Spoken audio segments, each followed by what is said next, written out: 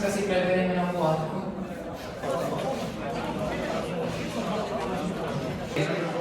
Koľko značky, tak pekná je. Čerkám, keď som sa Áno, strašne.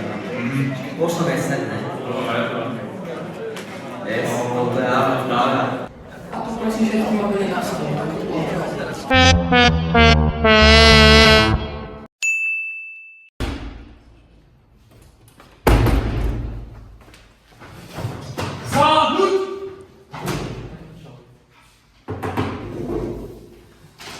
Písovky dopadli dobre! Ruker 5, Štefanec 4, Chocháč repisa! Ahojte žiaci. Nesávaj. Sadni. Ja vám tu rýchlo prihlásim. Ako viete, koniec školského roka, vysvedčenia každý rok. Poďme pekne od začiatku. Štefanides prvý, dvojka, štvorka. Tá štvorka by ti sedla. Pán učiteľ.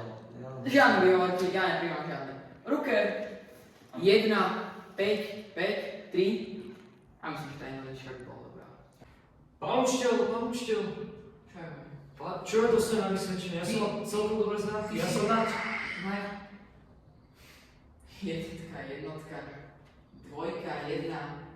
Štvorka na vysvedčení, toto fakt nie je dobrý priemer. Ale pán učiteľ, ja som sa celý rok snažil.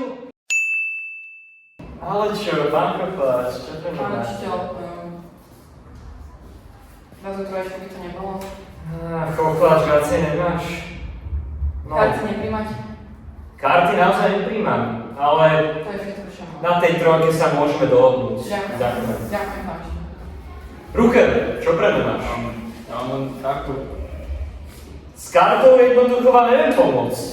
A dalo by sa to nejak inak vyrobiť? Nedalo. OK, ďakujem. Štefanides, počúvam. Ja mám kartu do... S kartou viete, kam už Štefanides. Máte do posledného. Do posilky hovoríš. Tam nechodím. Čau.